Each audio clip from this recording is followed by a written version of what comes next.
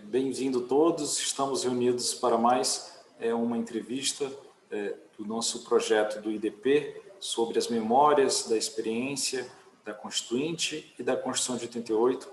E hoje temos a honra de receber a doutora Cláudia Custin, que nos falará um pouco sobre a experiência do perfil da administração pública na Constituição de 88 e sobre a história e evolução das políticas de educação dentro do quadro constitucional. Doutora Cláudia, inicialmente, muito obrigado por ter aceitado o convite, é uma honra e um grande prazer tê-la conosco.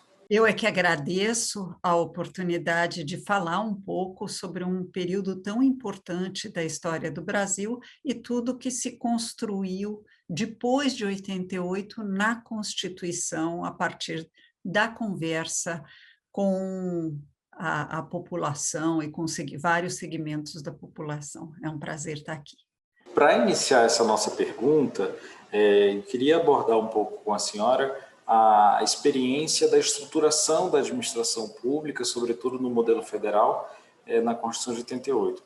Existe um autor muito interessante, doutora Cláudia, do direito constitucional alemão, que inclusive é muito referenciado pelo ministro, e que estuda muito o direito administrativo, especificamente, que é o professor Otto Maier.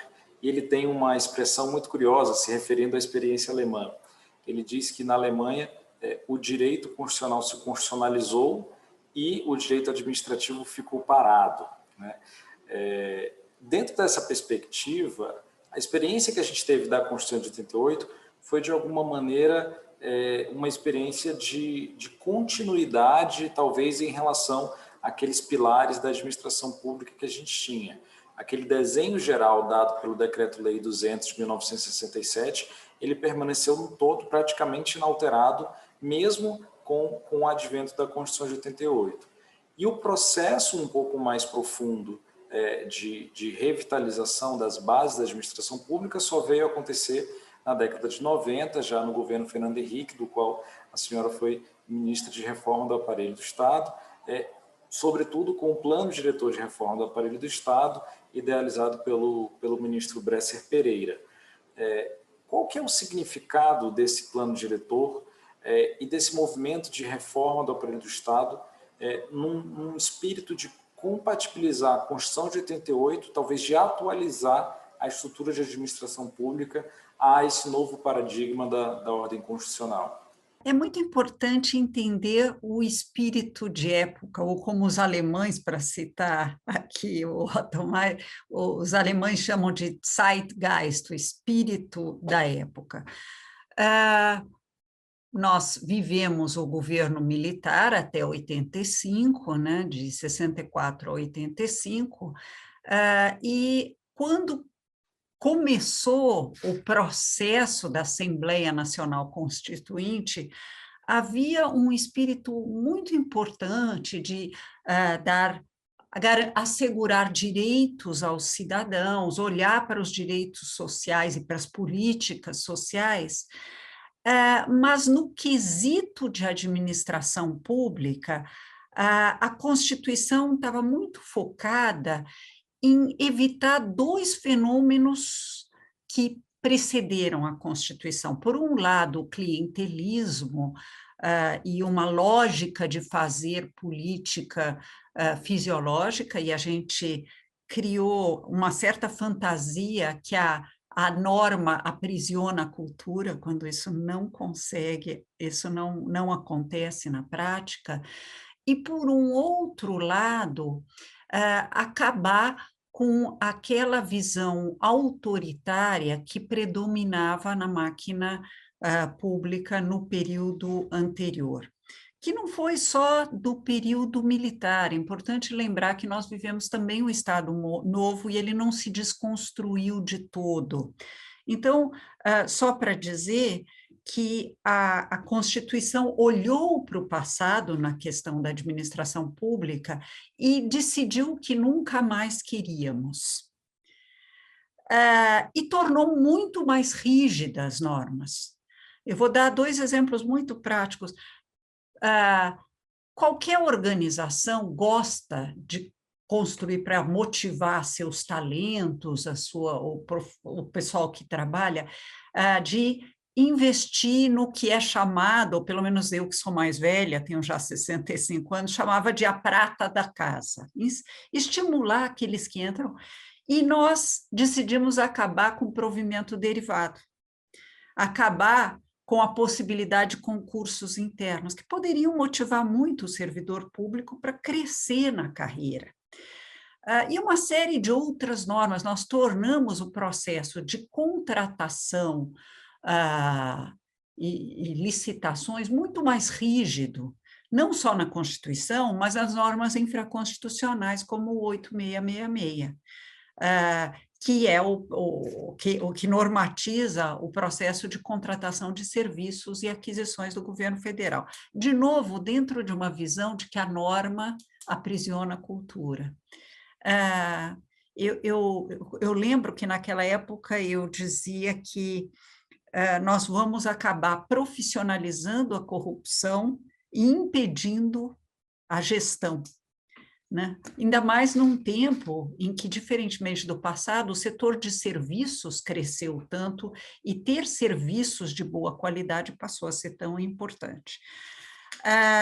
Nesse sentido, e nós igualamos tudo, quer dizer, não interessa se é a gestão de um museu ou a gestão da Polícia Federal, as normas eram exatamente as mesmas para várias questões.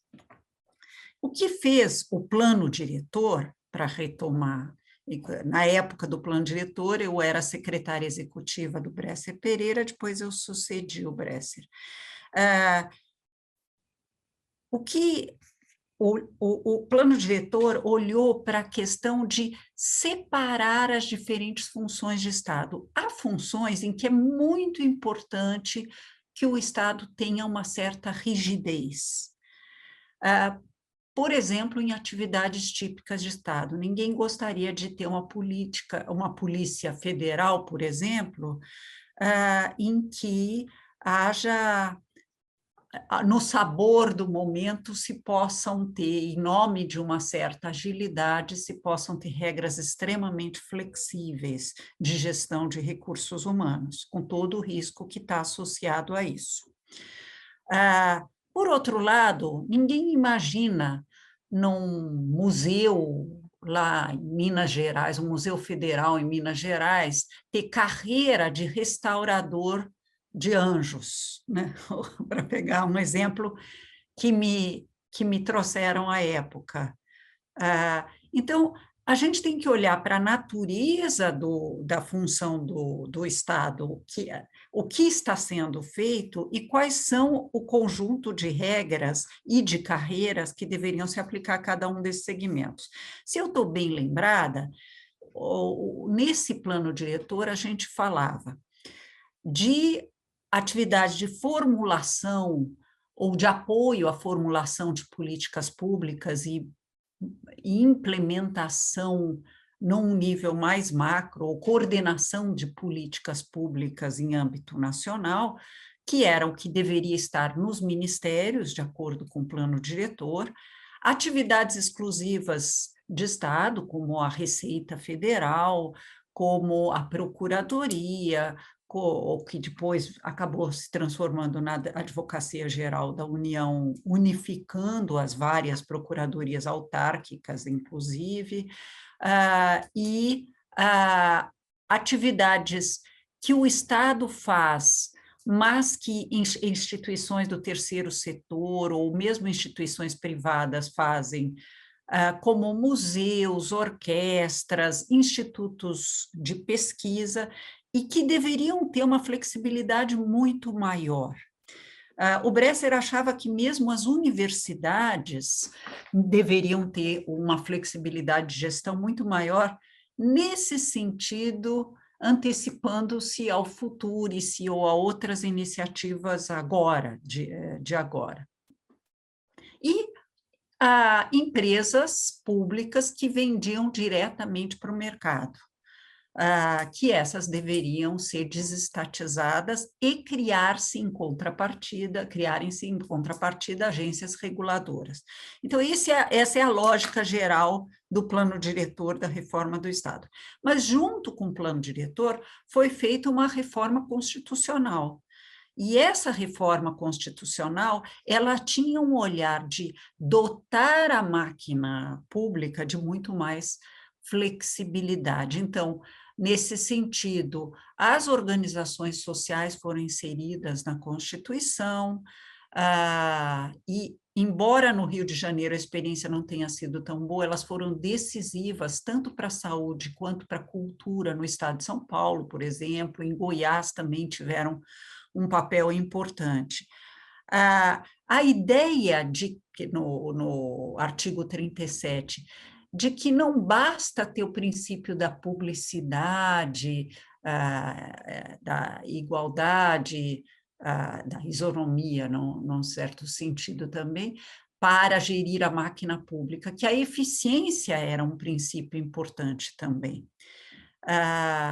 E quem nos ajudou a fazer isso, só para dar um mérito a quem fez um trabalho muito interessante nesse processo, foi o Paulo Modesto, que era um jurista da Bahia, e ele chamou alguns juristas para o aconselharem, entre eles o Gilmar.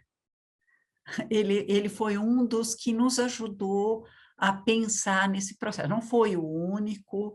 A própria Carmen Lúcia, a ministra Carmen Lúcia, também participou desse processo de discussão, entre outros juristas, Odete Medawar, e outros, eu não lembro o nome de todos, mas foi muito importante esse processo.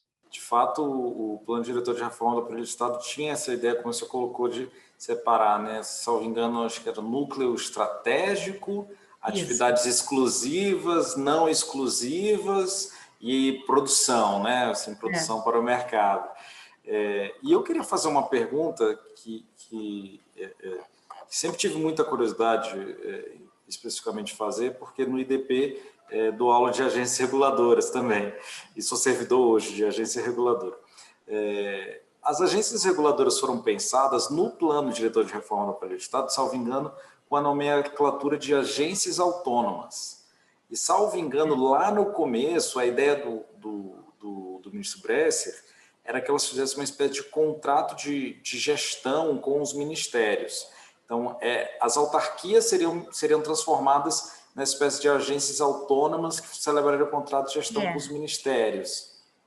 As autarquias, a ideia era criar agências executivas, ainda nem se falava direito em agências reguladoras em 95.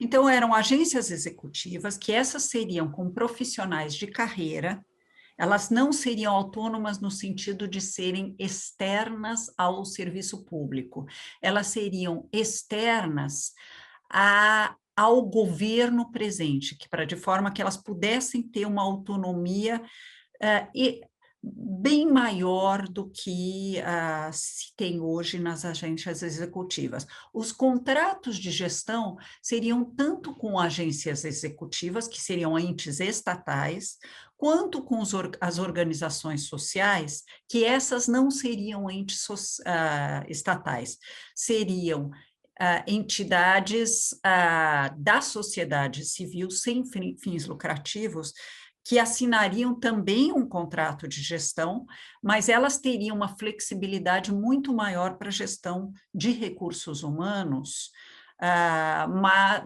teriam que ter um regulamento para a contratação de serviço que fosse compatível com a 8666, mas não tinham tanta rigidez de gestão, porque a leitura que se tinha à época é que as agências executivas ainda seria importante mantê-las como entidades estatais.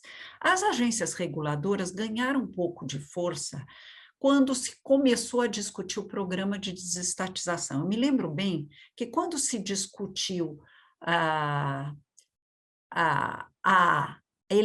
primeira que foi instituída, se eu me lembro bem, eu já estou ficando meio um pouco mais velha, foi a ANEAL, que foi a Agência da Energia Elétrica, porque começou um processo forte de desestatização da energia elétrica com as empresas estatais, estaduais.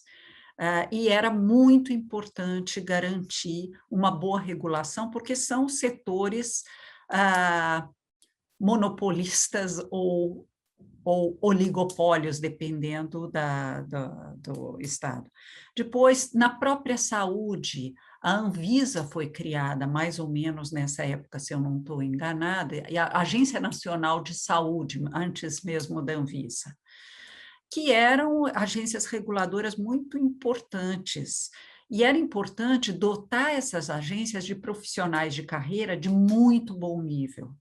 Daí porque a ideia de ter salários competitivos para trazer bons técnicos públicos, gente preparada para isso. A mesma lógica foi adotada para uma carreira que já existia, que foi para o núcleo estratégico, a de gestores de políticas públicas e especialistas em políticas públicas e gestão governamental, que foram para dotar os ministérios, não de uma multiplicidade de carreiras, mas de uma carreira mais unificada, de gente que soubesse tanto formular políticas públicas em diálogo com o legislativo, quanto monitorar as políticas públicas em diferentes setores. E havia uma visão que vinha da Escola Nacional de Administração Pública Francesa, a ENA, de que você não deveria ter carreiras verticais, uma por ministério, e depois uma grande rigidez na alocação de recursos humanos. Você deveria ter uma carreira muito sólida, bem remunerada, para atrair bastante talento, para atuar em qualquer ministério. E o segredo que a gente adotou no processo de criação dessa carreira é que deveria ter pelo menos 10 em cada ministério quando a gente começasse a lotar essas pessoas, para eles não serem engolidos pela cultura instalada, que era muito segmentada. E gente que entendesse tanto de economia, quanto de ciência política, quanto de o que hoje os jovens que trabalham com projetos chamam de PMO, que é o desenho de projetos, no nosso caso, de projetos públicos. Um aspecto que chama muita atenção da estrutura das agências reguladoras é que elas, a princípio, não foram sequer previstas constitucionalmente, né? Houve a previsão de 2 agências, no caso de telecomunicações e de petróleo, porque era necessário, à época, o governo quebrar o monopólio público desses 2 setores. Então, nesse caso, o constituinte derivado acabou inserindo a previsão de um órgão regulador, mas o desenho foi todo montado a partir do plano diretor de reforma do aparelho do Estado e a partir das legislações ordinárias. Eu queria saber, na opinião da senhora, assim, hoje, quase 30 anos passado esse processo, agora, no final de 2019, a gente teve uma lei geral das agências, né? E é curioso, de certa maneira, perceber como lá atrás se via até com uma certa ressalva a essa forma de autarquia que era importada, emprestada do direito norte-americano, né? Essa terminologia das agências, que é muito comum no direito norte-americano. E curioso como 30 anos depois o modelo não só persistiu, como se ampliou. Hoje a gente tem no plano federal 11 agências, mais as estaduais. E eu queria saber da senhora assim, qual que é a avaliação que o senhor faz em termos de consistência do modelo, né? Se de fato foi um modelo que conseguiu imprimir essa marca do tecnicismo, da neutralidade, da independência em relação ao chefe do Poder Executivo, com a ideia dos mandatos, né? Qual é o saldo assim, que a senhora faz em relação a essas entidades? Antes de falar mesmo disso, foi bom você me lembrar da Agência Nacional do Petróleo, porque, de fato, foi uma das primeiras que se discutiu. E teve um papel importante, porque daí nós estamos falando de um monopólio mesmo que se quebrou. Então, havia riscos muito grandes. E aí, no começo eu falei da gente olhar demais para os riscos e não olhar para a agilidade de gestão, mas as agências são um exemplo do que precisa ser feito para mitigar riscos.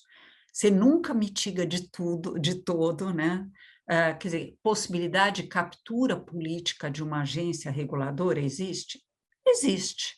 Mas a função de quem estava pensando a estrutura do Estado é tentar diminuir ao máximo esse risco e colocar desculpe o uso da palavra burocracia, mas uma burocracia competente, técnica, como você bem colocou, e a ideia dos mandatos que, de uma certa maneira, protegem. Não, nós temos visto que nem sempre protege totalmente, né?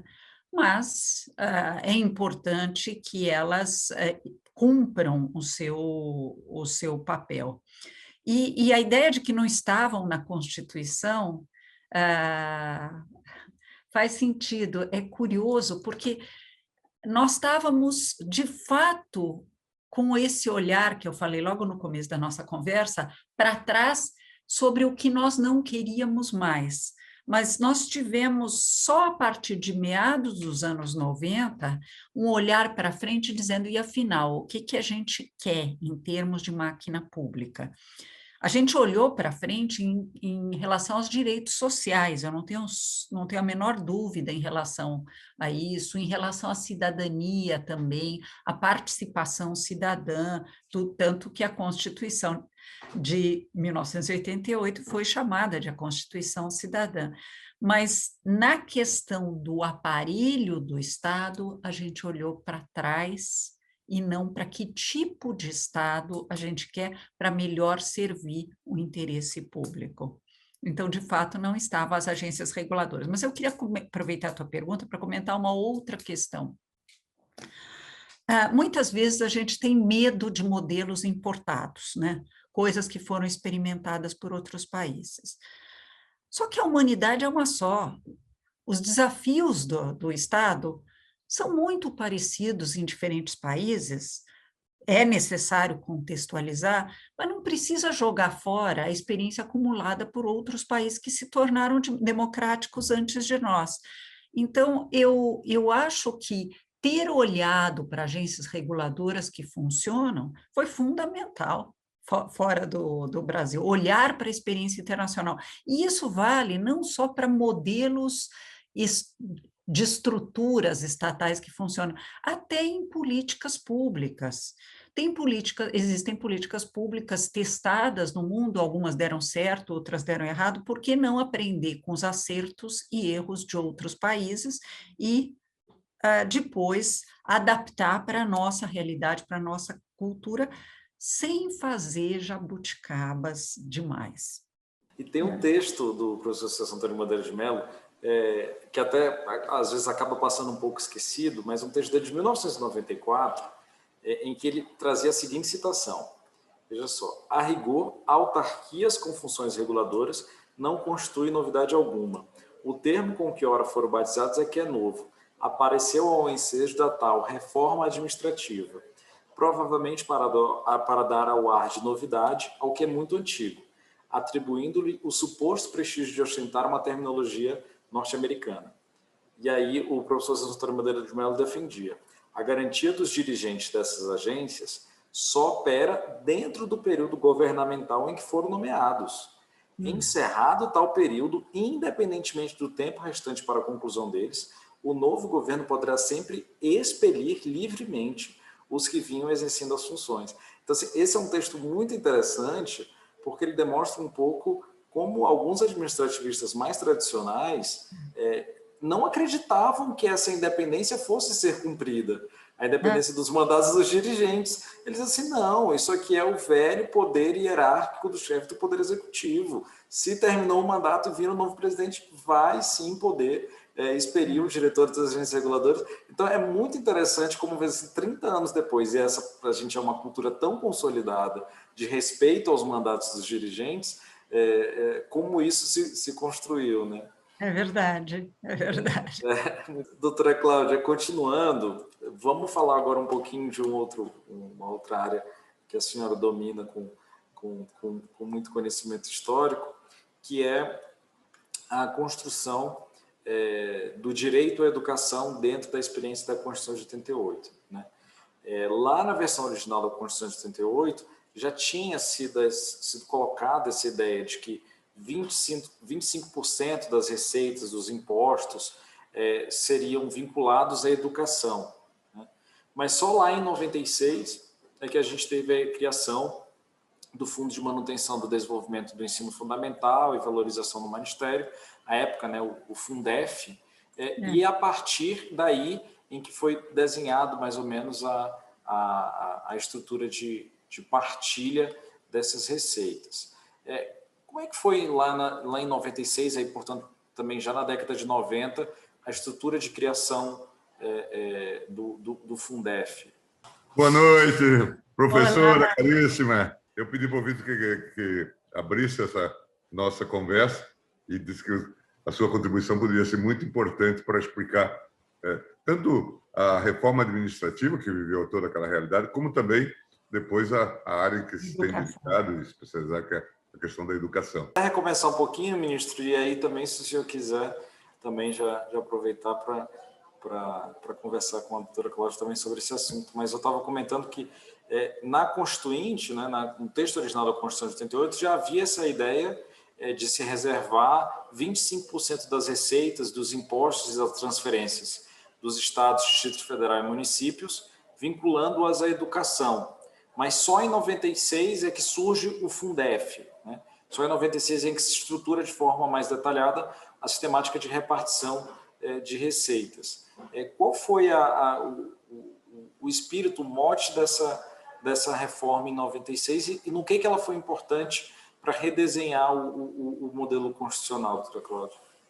Olha, é importante entender que essa reserva orçamentária para a educação, que de tempos em tempos a área econômica critica, foi fundamental para realizar uma iniciativa importante do ministro Paulo Renato e que vinha sendo desenvolvida não só no Brasil. Naquele tempo começava-se a discutir a urgência de universalizar o acesso ao ensino fundamental, começando pelo ensino fundamental 1, que em outros países, internacionalmente, é chamado de educação primária.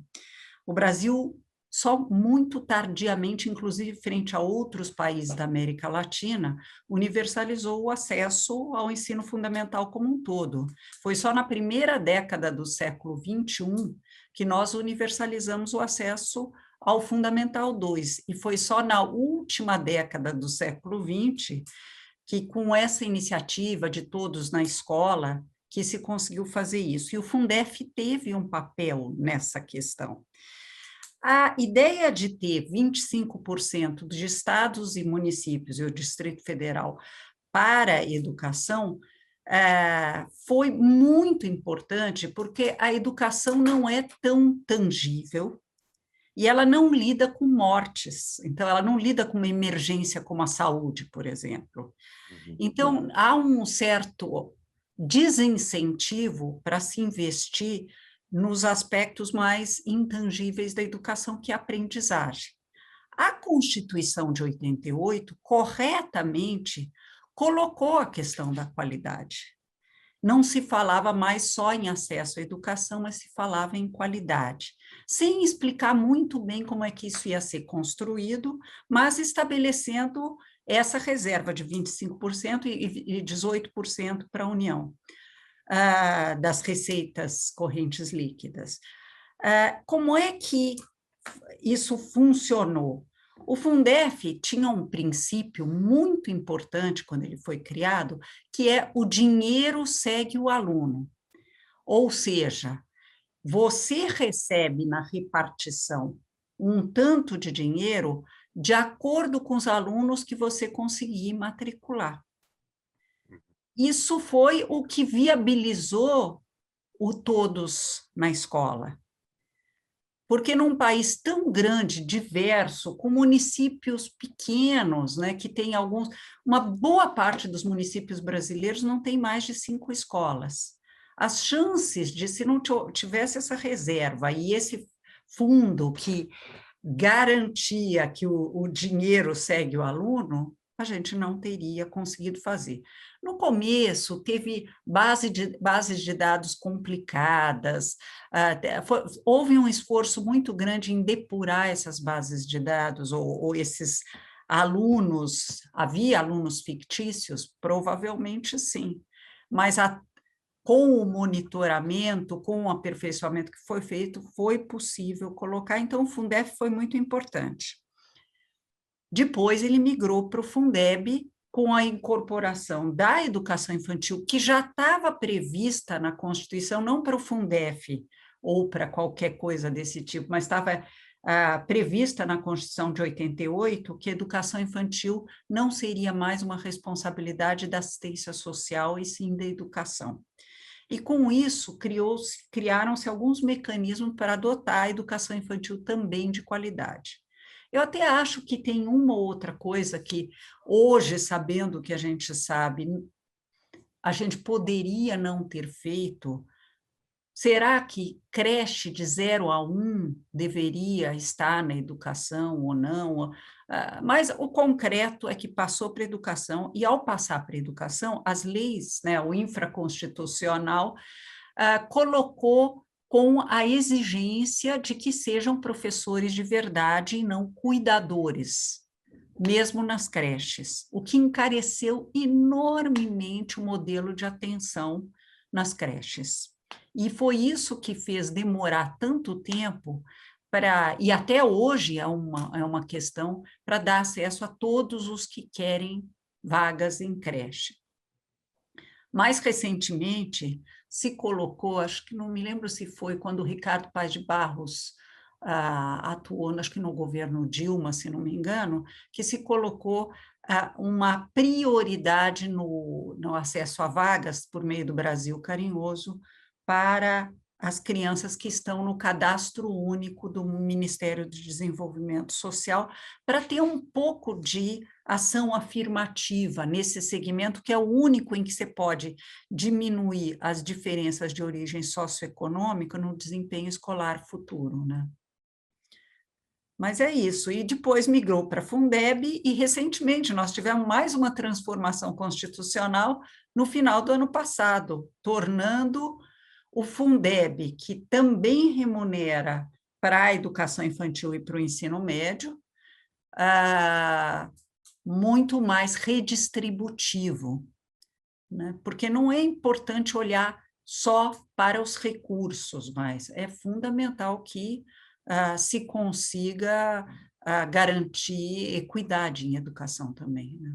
Eu vejo sempre muita crítica a essa questão da excessiva constitucionalização, né? Esse detalhamento, né?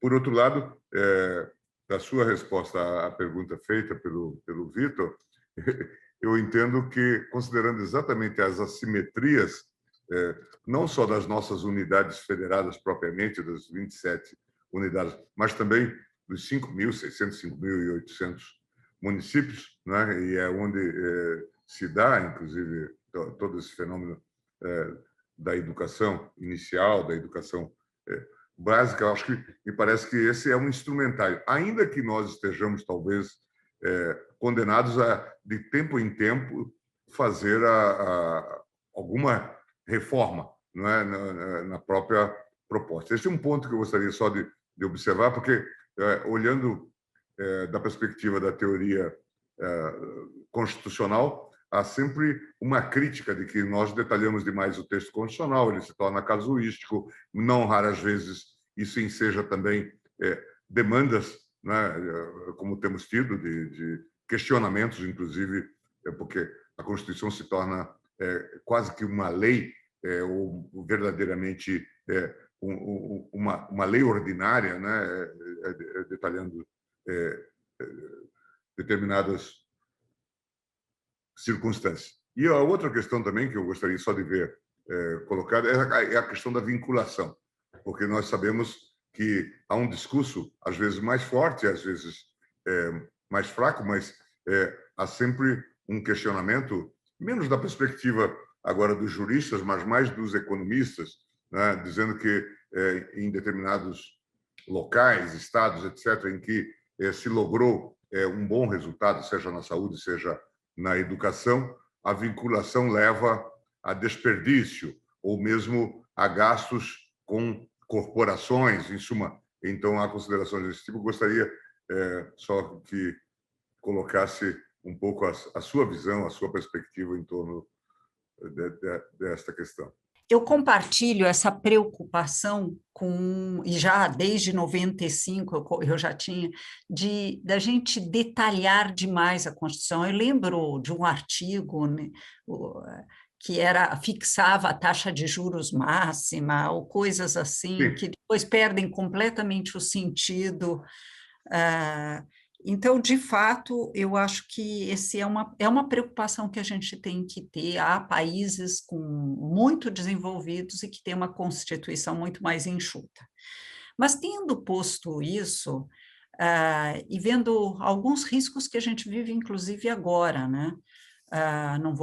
Não vou falar deles, mas talvez o constitucionalista de 88 teve uma certa antevisão de riscos que nós temos no nosso país.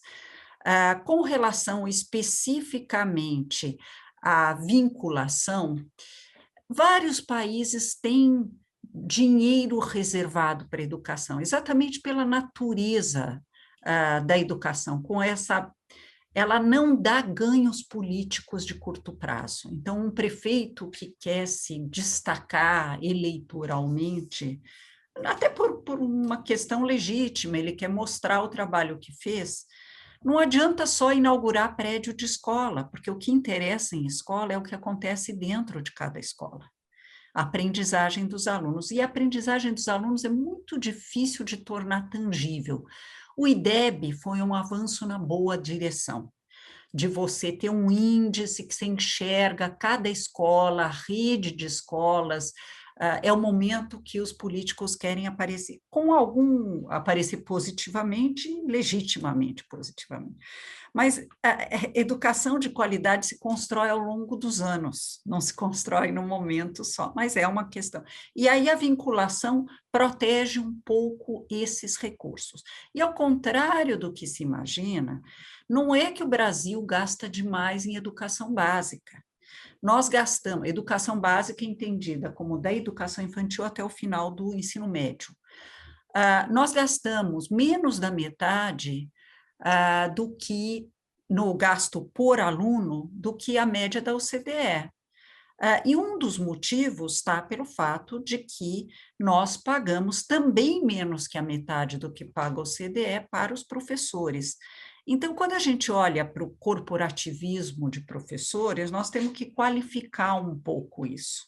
Seria muito inteligente, do ponto de vista de gestão pública, não necessariamente do direito, se olhar para o professor com dedicação exclusiva para uma única escola, porque o que degrada o professor não é o salário que ele acaba construindo dando aula em 4 escolas, é o fato de que ele tem que rodar várias cidades, vários municípios para conseguir compor um salário. Se o Brasil, a 12ª economia em termos de PIB, conseguisse, como vários outros países de nível de renda muito mais baixo que o nosso, aproveitando a transição demográfica, ter turno único, 7 horas de aula por dia, não precisa ser 9, não precisa ser que nem a Coreia, mas pode ser 7 horas de aula por dia, numa única escola, como Pernambuco mostrou para o Brasil, que dá para melhorar muito a qualidade da educação, colocando os alunos em tempo integral. Hoje, a maior parte, praticamente toda a rede de ensino médio de Pernambuco está em tempo integral. E os professores trabalham numa única escola com dedicação exclusiva. Aí os salários ficam melhores para o professor, sem precisar de tantos professores, porque eles trabalharão 40 horas semanais, como qualquer outro profissional de nível superior. Eu acho que esse é o caminho que a gente deveria tentar trilhar para construir uma gestão pública de qualidade para as redes de ensino. Excelente consideração. Acho que é uma bela contribuição a essa reflexão, professora Cláudia, porque a toda hora, e acho que até é muito útil para nós, aqui também no trabalho do Supremo, porque a toda hora nós estamos confrontados com esses questionamentos. Não é? Nós tivemos a discussão, por exemplo, sobre o piso salarial dos professores, e depois sobre como interpretar isto, e até hoje essas questões ainda têm pendências, e isso também é uma característica do Brasil, né? Os problemas não se resolvem, eles nos acompanham, e também as questões jurídicas, elas subsistem por muito tempo, como sabe. Então, acho que é bastante útil, e por isso até, isso foi até um pouco uma participação minha, uma criação minha, a gente tem também feito abertura procedimental para termos subsídios para além da área jurídica, trazermos em audiências públicas e também pareceres, manifestações de experts, exatamente para que, de fato, a gente tenha, tanto quanto possível, uma decisão, quando o tema é controvertido judicialmente, que a gente tenha uma decisão informada, né, pelo menos isso. Uhum.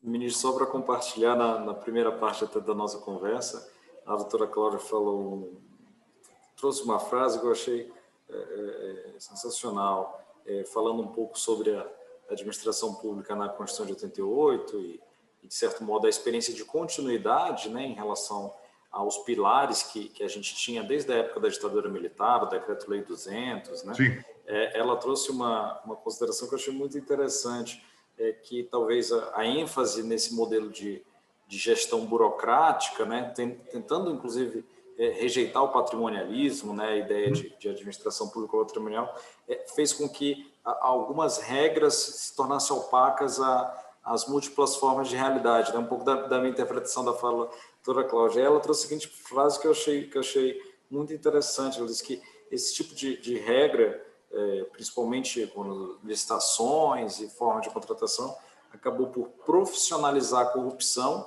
e inviabilizar a gestão. Uhum. Assim, achei uma frase muito interessante, assim, me chamou muita atenção. Né?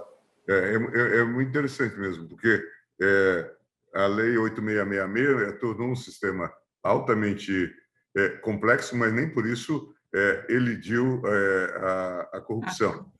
E também os modelos simplificados, nós vivemos isso um pouco a partir também da reforma administrativa, e aí se falou também os modelos simplificados, e aí o case da Petrobras, é o case também, obviamente, não levaram a resultados muito diversos. Portanto, a rigor... É porque outra frase que eu falei para o Vitor é que a norma não aprisiona a cultura. A gente tem uma fantasia que basta criar normas assim bem amarradinhas, ou se há uma cultura estabelecida, nós temos que enfrentar com normas, sim, não é que não deva ter normas, mas também com outras ações que desconstruam culturas estabelecidas nocivas, né? É isso.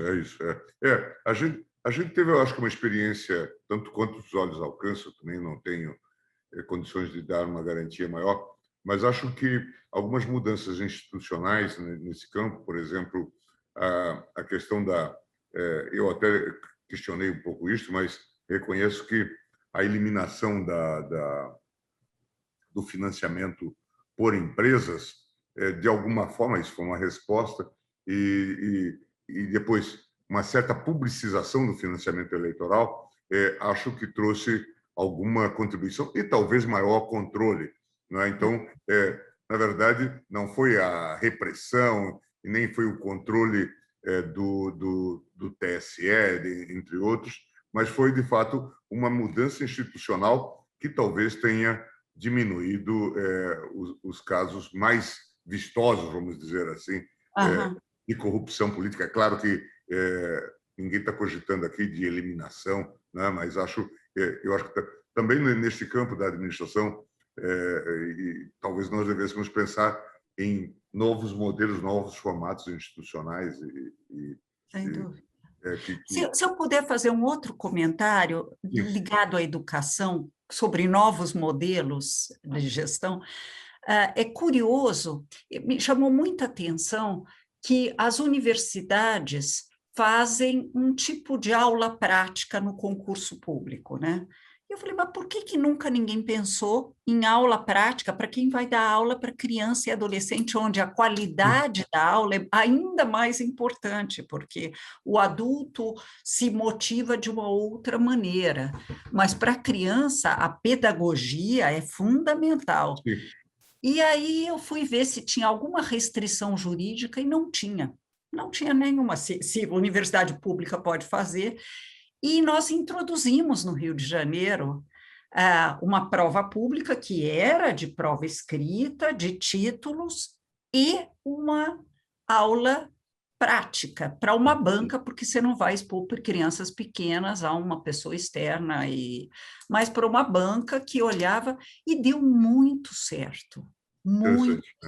E, junto com isso, passar a recrutar, dada a transição demográfica acelerada que o Rio de Janeiro vive, até mais que outros municípios, passar a contratar só para 40 horas, porque esse novo professor vai ficar 25 anos com a gente. E o Brasil vai transicionar, com certeza, para turno único, em vez de ter o turno da manhã, o turno da tarde. Antigamente nós tínhamos o turno da fome, que era na hora do almoço. A gente vai passar a ter, claramente para mim, o turno único. Então, introduzir prova didática nos concursos públicos, ninguém questionou juridicamente. Eu fiquei com medo, falei, vamos correr o risco e ver se alguém vai entrar com ação contra. Alguém entrou e juiz de primeira instância já disse que não. Que coisa boa, interessante. Esperemos que possamos renovar esses encontros. Acho que temos tido vários webinars no IDP e vamos chamar a atenção também para essa questão, tanto no campo da gestão, que eu acho que é tão relevante, me preocupo muito com isso no âmbito do judiciário, da aplicação da justiça, do sistema prisional. Esses dias nós fizemos uma audiência pública aqui e ouvi algo que me chocou. É uma coisa que me acompanha desde a minha passagem pela presidência do Supremo em 2008, 2010. Eu coloquei esse tema na agenda, a questão do sistema prisional. E esses dias, numa audiência pública, uma pessoa disse: o Brasil hoje é um país que sabe onde estão as suas cabeças de gado. Porque faz um rastreamento e sabe qual é o boi que vai para o frigorífico, de onde ele vem, mas não sabe onde estão os seus preços. Portanto, isto, né, mostra o colapso, a negligência.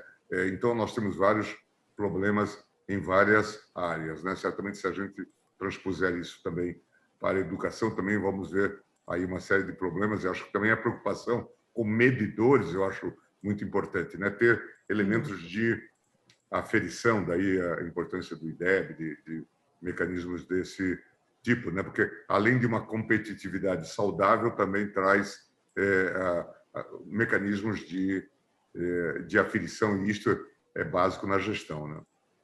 Com certeza, com certeza.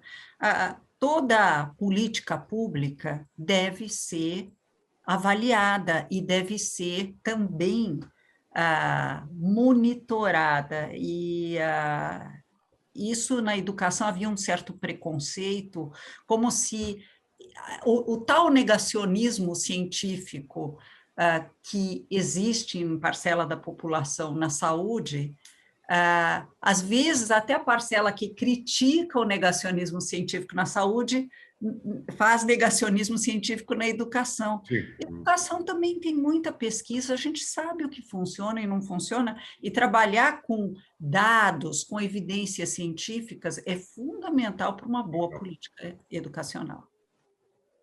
Obrigadíssimo. Eu é que agradeço a oportunidade de falar. Obrigado, doutora Cláudia, um grande prazer.